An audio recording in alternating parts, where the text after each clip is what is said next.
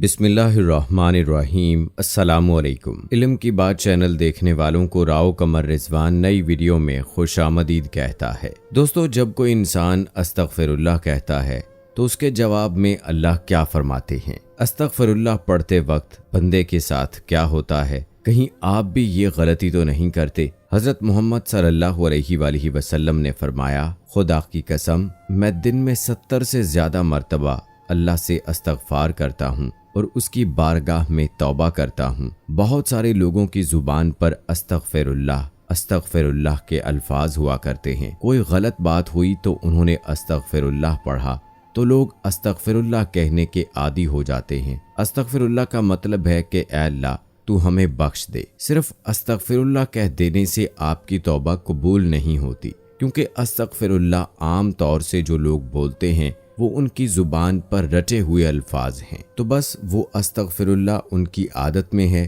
تو عادت میں ہونے کی وجہ سے اگر کوئی انسان استغفر اللہ بول رہا ہے تو اس سے اس کے گناہوں کی بخشش نہیں ہوگی۔ آپ صلی اللہ علیہ وآلہ وسلم نے فرمایا، گناہوں پہ شرمندہ ہونا توبہ ہے، اور جب کوئی انسان اللہ کی بارگاہ میں توبہ کرتا ہے تو اللہ تعالیٰ 7ویں آسمان سے پہلے آسمان پر آ کر ایک خاص نگاہ ڈالتا ہے، ایک توجہ فرماتا ہے اور بندے سے کہتا ہے، میرے بندے آؤ، میں کب سے تیرے انتظار میں تھا، لوٹ آؤ اپنے رب کی مرضی کی طرف، لوٹ آؤ اپنے رب کی مغفرت کی طرف۔ ایک جگہ اللہ تعالیٰ فرماتے ہیں، اے لوگو ایسی جنت کی طرف دوڑو جس کی چوڑائی اور لمبائی آسمان و زمین کے برابر ہے، اور اپنے رب کی مغفرت کی طرف دوڑو۔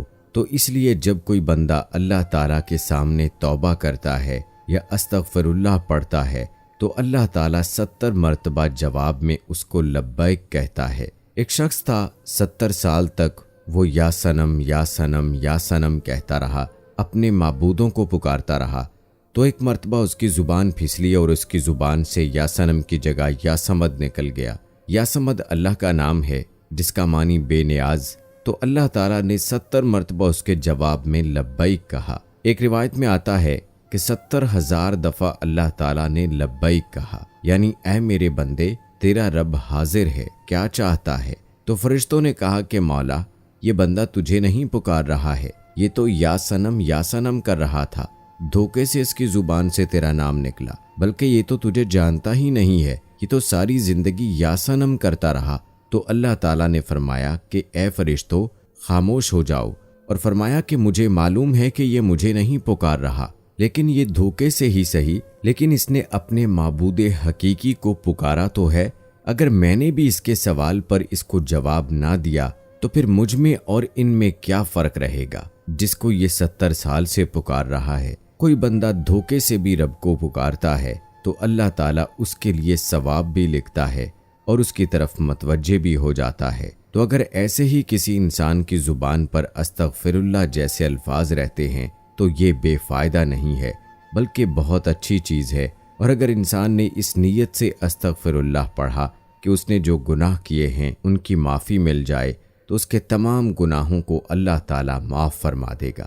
جو استغفار کو لازم کر لے، اللہ پاک اس کی تمام مشکلوں میں آسانی، ہر غم سے آزادی اور اسے وہاں سے روزی دے گا جہاں سے اس کا گمان بھی نہ ہو۔ استغفار سے دلوں کا زنگ دور ہوتا ہے۔ جب بندہ اپنے گناہوں سے توبہ کرتا ہے تو اللہ کریم لکھنے والے فرشتوں کو اس کے گناہ بھلا دیتا ہے، اسی طرح اس کے اعضاء یعنی ہاتھ پاؤں کو بھی بھلا دیتا ہے اور زمین سے اس کے نشانات بھی مٹا ڈالتا ہے، یہاں تک کہ قیامت کے دن جب وہ اللہ پاک سے ملے گا تو اللہ پاک کی طرف سے اس کے گناہ پر کوئی گواہ نہ ہوگا۔ حضرت سیدنا حسن بصری رحمۃ اللہ علیہ کے پاس ایک شخص آیا اور اس نے خشک سالی کی شکایت کی۔ آپ رحمۃ اللہ علیہ نے اسے استغفار کرنے کا حکم دیا۔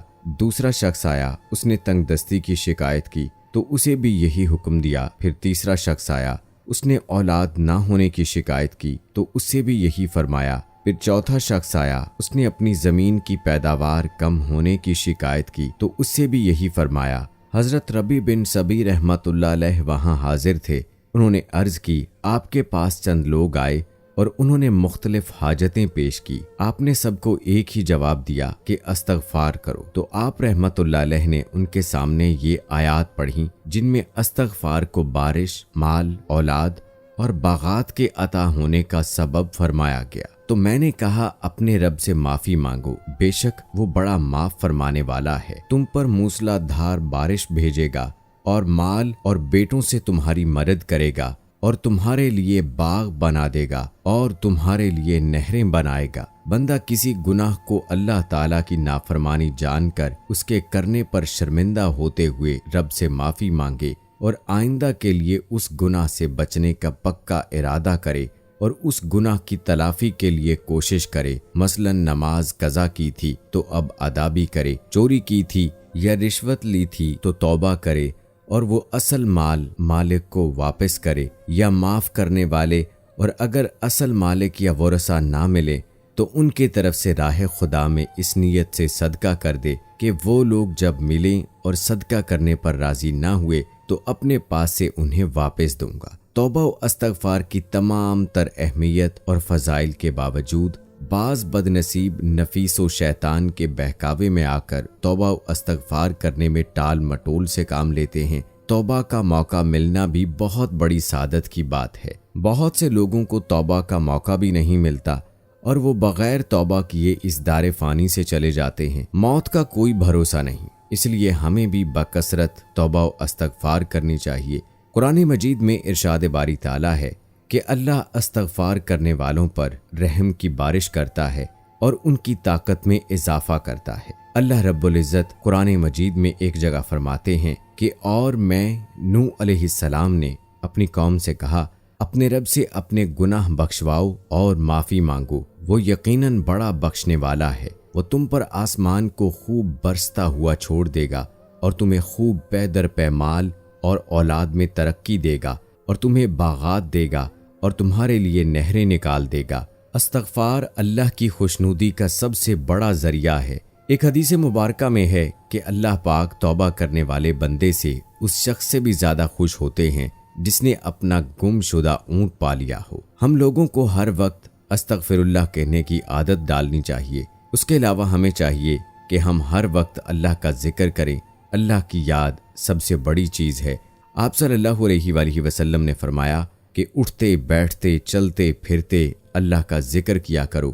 جو لوگ اللہ کا ذکر کرتے ہیں وہ زندہ ہیں، جو اللہ کا ذکر نہیں کرتے وہ مردہ ہیں بلکہ مردار ہے۔